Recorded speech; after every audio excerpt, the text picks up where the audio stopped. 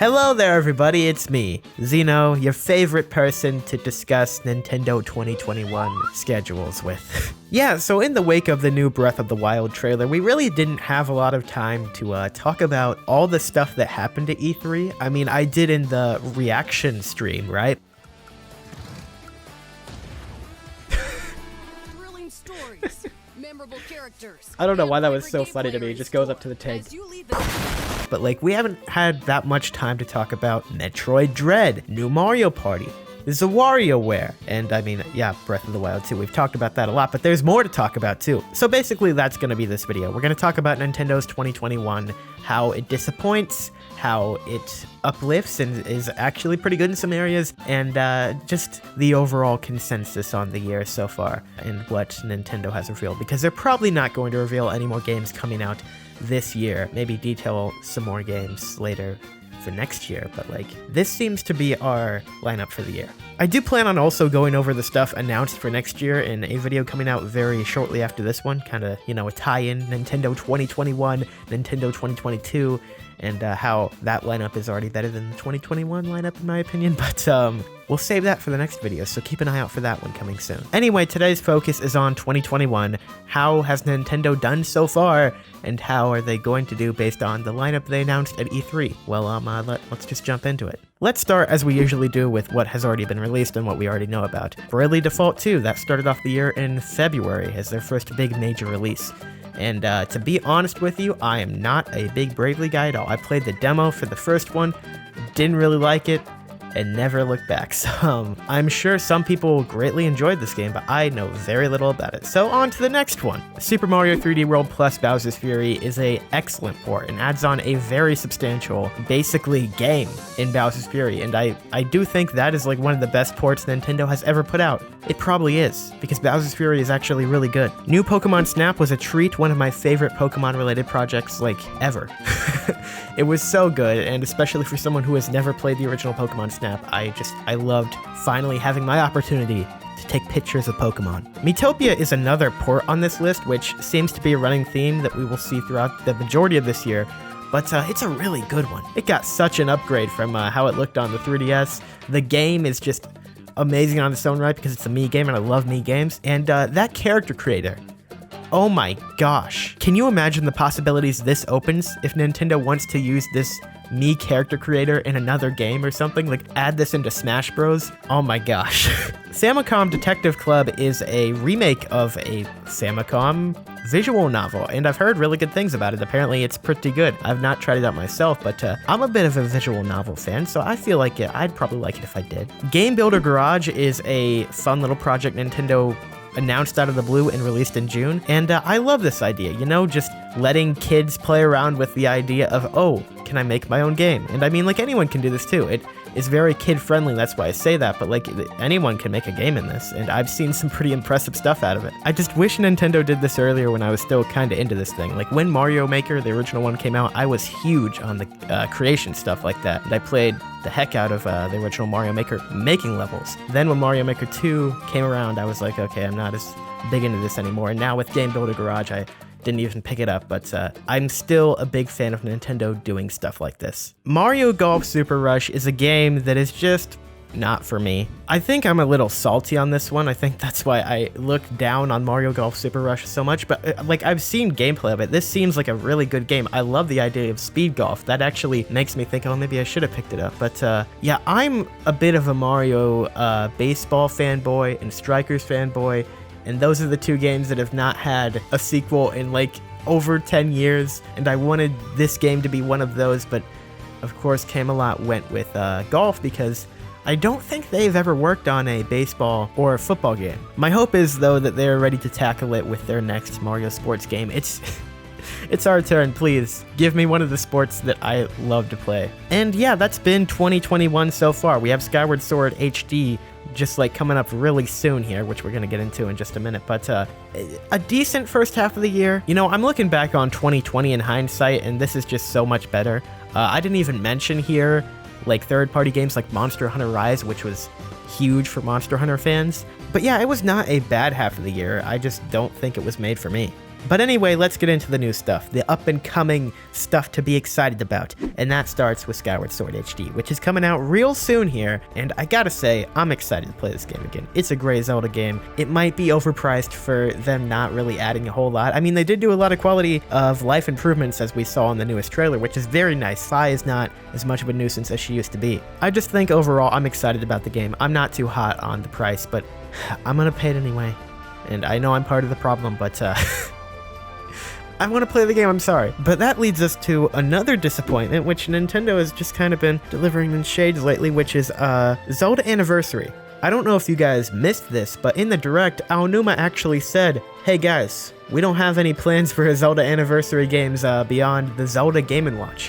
Which, I mean, the Zelda Game & Watch is freaking cool. I love that idea. It's much better than the Mario one. Comes with 3 games. But, no Wind Waker, no Twilight Princess. I mean, they were there, basically. You had to do very little work to bring them over. I just don't understand Nintendo sometimes. Let's move on, though, to something a little more upbeat and cool, which is that No More Heroes 3 is finally coming out this August. And for all you No More Heroes fans, I am so excited for you. I have never gotten around to playing a No More Heroes game myself, but I see that footage in the trailer of Travis just mowing lawns to gain an extra buck, and I'm like, okay, that seems pretty cool. I like that idea. That kind of did sell me almost. But I mean, hey, for all you No More Heroes fans, I'm super excited for you, and this is gonna be a fun release, I think. And next, Warioware is coming back in September, which is one that I was not expecting whatsoever, because it was a little too obvious. Like, I think it was just in May, like a month before E3, that these surveys were going out from Nintendo asking, hey, would you pay $50 for a brand new WarioWare game? And I was like, okay, maybe they're about to start development on a WarioWare game and they want to see if people will actually buy it. But no, the game is done. The game is here. We're just asking you to prepare you mentally, because you're gonna buy this for $50 and you're gonna like it. And I mean, I can't argue with that logic. I'm gonna buy it for $50. I'm gonna like it. I love WarioWare. I'm super excited for this. My only, downside to this is that it's WarioWare Get It Together. And the whole thing is that it's 2-player, right? You can get 2 people together, you play as the different characters, and you can solve microgames in different ways. And that's a really cool idea. But I'm also looking at this from, I know there was a video from Nintendo Life a while back, and I watched this, and it was just brilliant. They came up with all the ways you could use the Switch technology to make an amazing new WarioWare. And then, for some reason, Nintendo for once doesn't go the gimmicky route and just doesn't use the Joy-Con whatsoever. This is just a simple button controls and you play as the different characters. And I'm actually let down for once by Nintendo not going gimmicky with it, you know? It's just such a weird feeling, but I'm still super excited for this game. WarioWare is amazing. Glad to have him back on the home console. These next 2 are Sega and not Nintendo, but I grouped them in here because I'm really excited for them. Sonic Colors Ultimate, which is a remake of Sonic Colors, what is hailed as one of the best Sonic games that I've never played, so I'm excited to check this one out. And Super Monkey Ball Banana Mania. Oh my gosh, guys, this game is Game of the Year. I actually talked about it in a video earlier this year, the story of how I became a Zelda fan. When I was a kid, I freaking loved Monkey Target on the first 2 Monkey Ball games. I think it was just the first one, but maybe it was on 2 as well. And this game is a remaster of the first 3 Monkey Ball games, which are the good ones that have Monkey Target, and I cannot be more excited, and it's only gonna be 30 or 40 bucks. Buy this game, guys. We need more Monkey Ball like this, and this is the best one. Just for Monkey Target, that's worth it alone. Okay, Monkey Ball is great and all, but here's the big one. Metroid Dread. It's real. It's so real. And I gotta tell the story because, the predictions video that we did before E3, I made a lot of predictions there that I thought were pretty safe, you know? I went along with what a lot of the rumors were saying, but it turned out that almost none of those were correct. You wanna know the one thing that was correct? Metroid Dread. And while I didn't say in the video Metroid Dread, I said Metroid 5 because I wasn't completely sure of Dread at that point. When I was editing that video, I decided, I'm gonna make up fake names for these games to put in these graphics at the end of the video. And the name I thought of for Metroid 5 was, I just thought maybe they actually do the insane and pull Dread back out from 17 years of hiatus. And oh my gosh, they did it. It's even being developed by Mercury Steam, as I said, and I could not be more excited. I loved Samus Returns to death, and the fact that that team is getting to make their own brand new take on this idea that's been floating around forever. Oh, I'm so excited. I think that excitement really shows in my reaction to it. I'm pretty sure I was more excited to see that than Breath of the Wild 2, because it was such a surprise. Like, nobody fully expected it. I was like, okay, yeah, I'm gonna throw this out here just because I'm kind of feeling new Metroid, but I didn't think it would actually be Dread, but it was. It was so insane. Oh, that was such a good reveal. And that brings us to what was not the greatest reveal, which was the Switch OLED model. That's the name they're going with. And this is a new Switch, but it's not the Switch Pro. It's a Switch with a better screen and enhanced audio and a way better kickstand, which actually is cool. But this is not any upgrade whatsoever CPU-wise. And that's okay, I guess. I mean, I have no quarrel with Nintendo making a new Switch model. That's fine. It's just that, you know, fans have been clamoring for an upgrade. Games are getting to the point that it's hard to run some of them on the Switch, and it seemed like it was time for a Switch Pro. But no, Switch OLED, so yay, hooray. We don't need to listen to fans. Fans don't know what they're talking about. Nintendo knows all. It's true. Yeah, to be completely honest, I'm getting a little sick of some of Nintendo's decisions lately. There's been some not so great decisions at the company as of late, and we'll probably talk about those more at a separate time. But Switch OLED is kind of just another piece of that where they don't seem to want to listen to what their hardcore fans want the most. Now, granted, I don't think this is the end of the Switch Pro story, the Chronicles of the Switch Pro. I think speculation will go on, and maybe there is something out there still. We're going to talk about that more in the 2022 video. Anyway, let's move back to the more exciting stuff, which is the final Smash DLC character. And it's about time. The Smash team, wrap it up. You guys deserve a break. It's been a long road, and we've enjoyed every moment of it, but all things have to come to an end. And the final Smash DLC is hitting sometime this year. I'm thinking October or November. I think it's going to be around the time Steve hit last year, and that's going to be when we get our final character. Now, here's the thing. Who's it going to be? I've been saying Waluigi. I think it could be Waluigi as the final character, but I now have some different ideas too. I think that it could be a tie-in to a new Nintendo game as well. I'm thinking maybe the Emmy robot from Metroid Dread, or maybe even a new character from Breath of the Wild 2. Those are my Smash predictions. Who knows if they hold any water? I don't really care at this point. I just want them to wrap it up with some kind of a bang. And hoping that they don't disappoint there. Mario Party Superstars was another game that kind of blindsided me here for a multitude of reasons. It's kind of like with Warioware, where it was so obvious that I didn't think it was obvious anymore.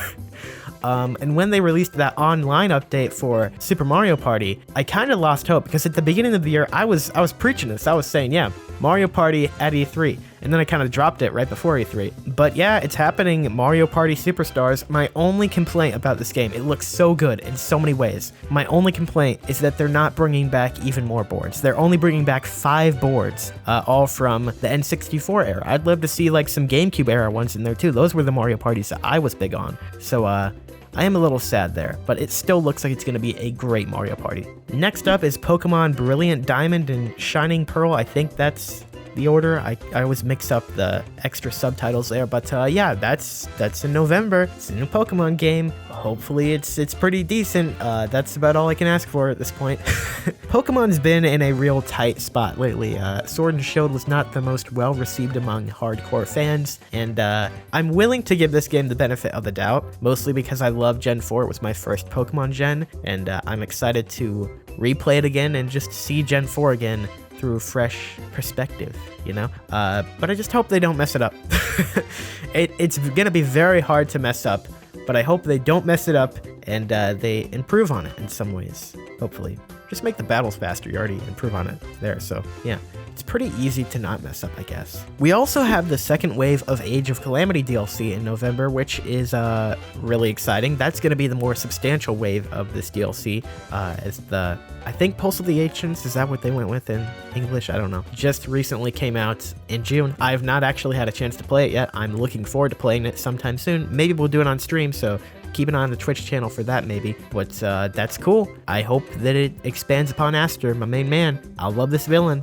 He's so arrogant and fun and cool, but they really don't do much with him, so please do more with him in this DLC. Shin Megami Tensei is also an RPG that will be appearing in November, and that's a big one actually. This game is the last game from the original Nintendo Switch presentation in 2017 to be released, and it's been so long in the making. This game looks really good. As a Persona fan, I am interested. I'm not 100% sold yet, but I think I might be checking this one out. Looks like an amazing RPG from Atlas. I'm excited. That's pretty cool. And finally, that brings us to the last major release of the year, aside from a lot of the third-party stuff I've not been able to go into here because we've already been going for so long. I have so much to talk about, I'm sorry. Advanced Wars Reboot Camp is a reimagining, or remake, I don't know, of the first 2 Advanced War games. I'm kind of indifferent to this one myself, but again, I'm super excited for Advance War fans that have been hoping this game comes back from the dead for so long. It was kind of trampled over by Fire Emblem because they're very similar turn-based strategy games, both I think originally developed by Intelligent Systems. The remake here is actually being developed by Way Forward, who is behind the Shantae games and also the Bakugan game from last year. You know, it's great to see old series revived from the dead and also new developers given a chance to work with a Nintendo IP, so I am all for this remake and excited for Advanced War fans. Maybe I'll even become one. Maybe I'll try it out. I think it is a little expensive, so maybe I won't, but if I did, maybe I'd become a fan. And that right there is Nintendo's 2021 lineup. That was a bit longer of a discussion than I expected. We had a good amount to say, actually, so I hope you guys enjoyed it. Me just going through every game, my thoughts on them. Overall, I think 2021 is a bit of an year for the Nintendo Switch. A lot of these games, I guess, just don't personally appeal to me, and I feel like it's missing that one big thing at the end. That one big thing I thought might be Mario Kart this year, but apparently that's not a thing. So yeah, I feel like if I had one big game at the end of the year to tie this all up, it would be great. I guess you could argue Metroid Dread is that, and in a lot of ways it is, but I think just one more big release would have done a lot for this year. The good thing is though that 2022 is looking to be like already better than this year. Just based off the games they've already announced, in my opinion. And I have so much to say about 2022 and how that might all unfold and how Nintendo's going to tease it this year and everything. So make sure you keep an eye on the channel for that video coming very, very soon. I hope you guys enjoyed this one, and if you did, you can like and subscribe to the channel. That helps me out a whole bunch. You can also follow me on Twitter at XenoGamerYT, join the Discord server with the link in the description below, and come on by the Twitch streams every Friday night for some fun times there as well. Again, I appreciate you guys coming by, and I hope you have yourselves a fantastic, splendid, wonderful day. I will see you soon. Until then, bye-bye.